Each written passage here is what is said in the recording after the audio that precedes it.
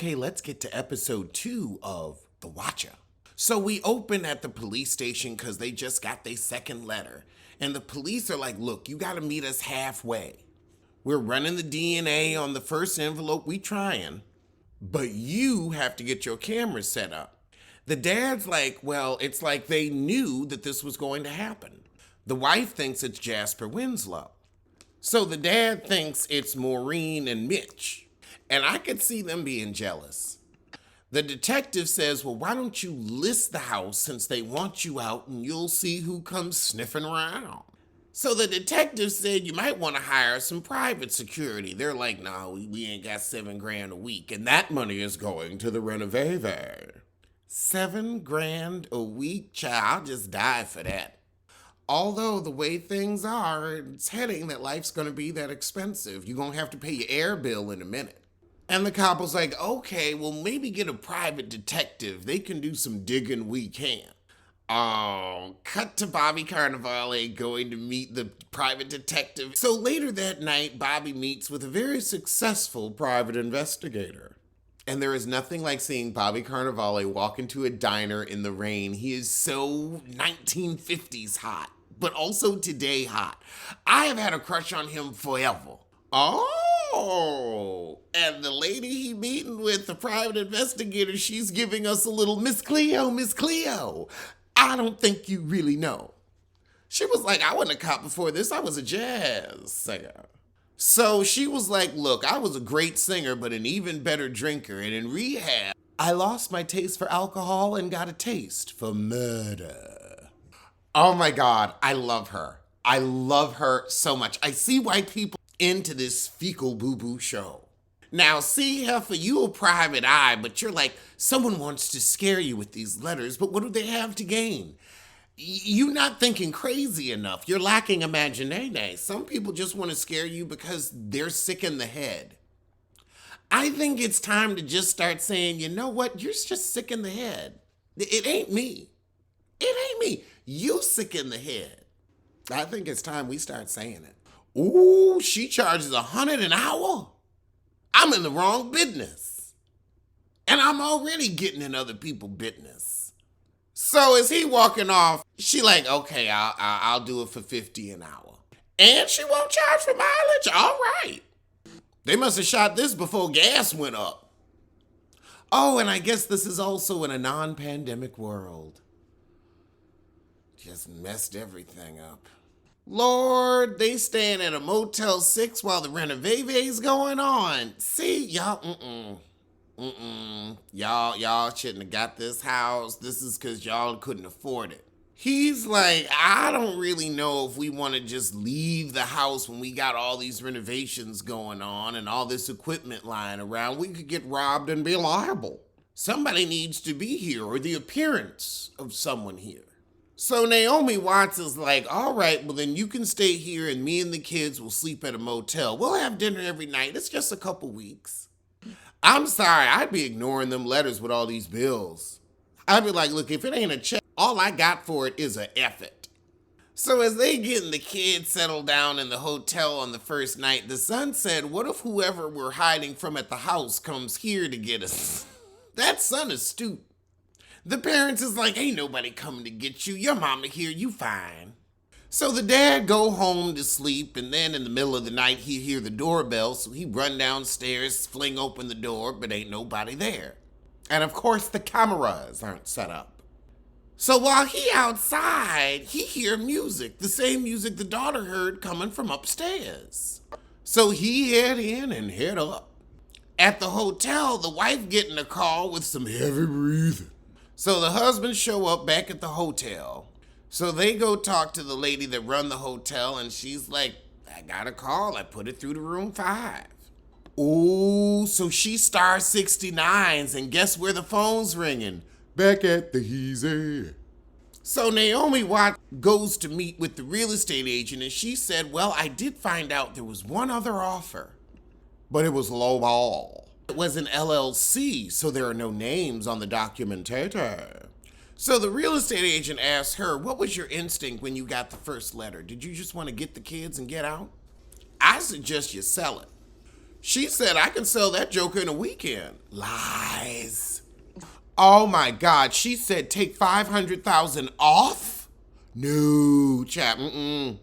I'd be in that house and scared. Honestly, I wouldn't even be scared. I'm like, look, I'm going out anyway. She like, I don't know if I want to sell for that low ball of an offer. I'm starting to miss New York. But the real estate agent like, you gonna sell this joker.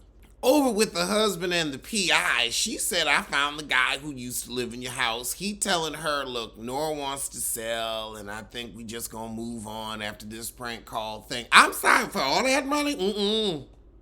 Then again, they got chitlins. This is why I don't have chitlins, because if you want to come at me, okay, let's go, heifer, let's go. She said, look, you need to know who doing this to you. It's gonna eat you up. And she got a point. Ooh. I love this actress and this line. I had to know. I couldn't get on with life until I did. That spoke to me. I feel seen because sometimes you just can't move on until you know. And I guess maturing is the art of letting that go. Oh, Lord, now they got the same security guy out at the hotel making sure can't nobody break in their room. But what about that big-ass window next to the door? So now the wife mad. She's like, so we just gonna let somebody run us out our house? I'm sorry, you ain't running me out that joker. So now the alarm guy, he's like, look, I'll charge you $20 an hour to sit outside your rooms. Make sure, ain't nobody popping up on you.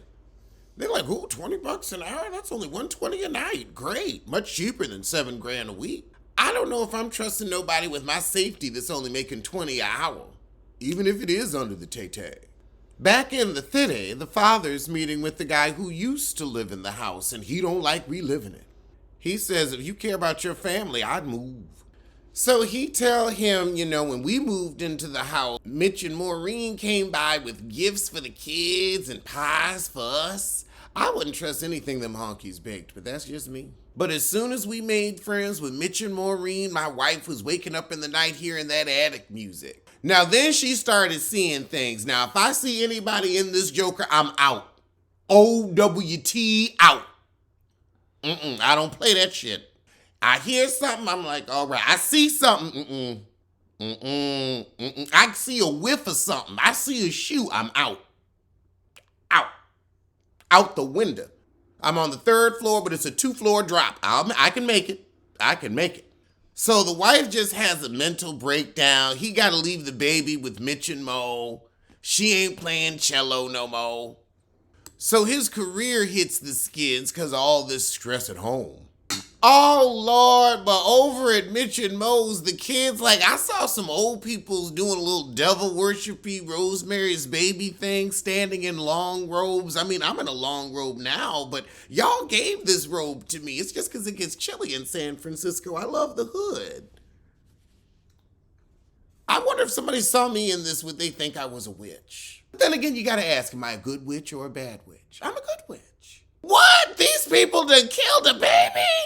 And your child saw that. See, this is when you got to be like, okay, I don't know what my kid was seeing, but they might not be accurately describing what's going on. Because people going to notice a dead baby.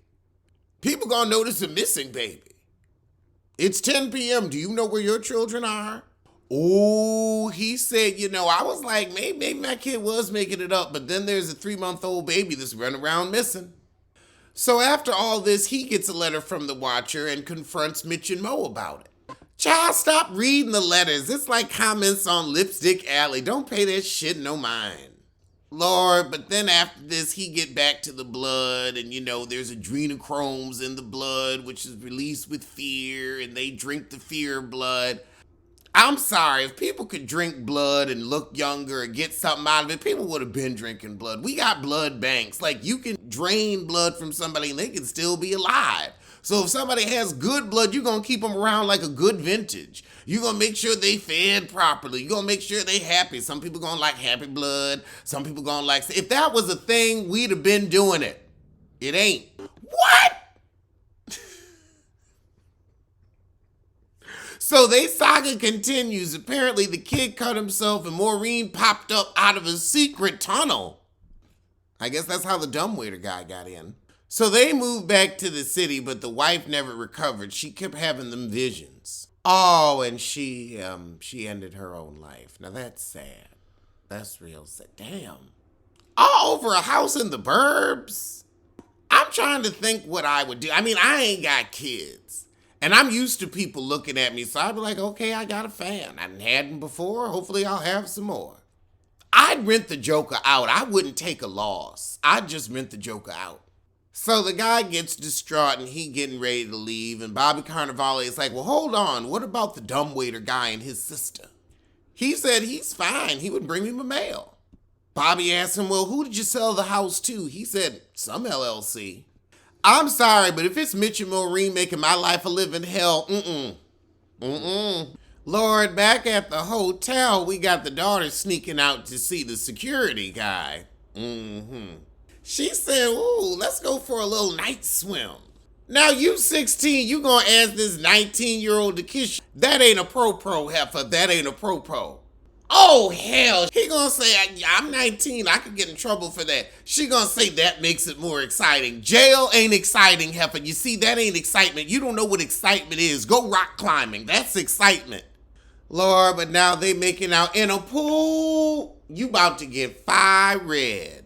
So they don't get caught that night, but the next morning, as Naomi Watts is making her coffee, the daughter has snuck back in just in time. Lord, but now we got the sister to the dumbwaiter guy, and she's peeping out the window, getting on her rotary dial phone. She sees them dismantling the dumbwaiter for the kitchen renovation.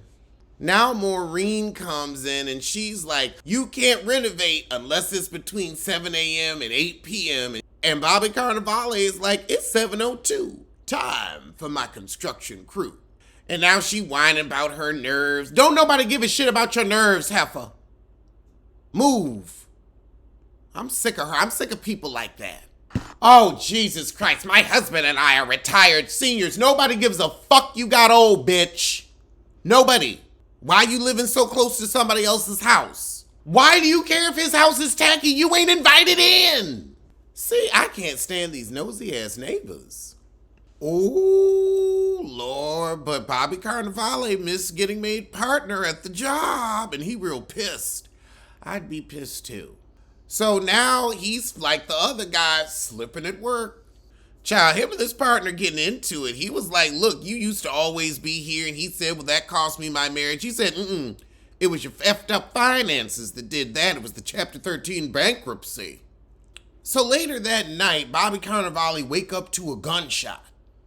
Oh, so the family gets home the next day, Tila and I / Naomi Watts, they're interchangeable white women to me. I like them both, but I mistake them for each other on the first episode, so now I got to keep doing that through the series. So just know when I say Tila and I or Naomi Watts, I'm talking about the wife. However, Mo and Maureen did a murder-suicide. They killed themselves. So Bobby was saying it was them that wrote the letter from what he got from the other guy that owned the house, but they ain't gonna be writing no more.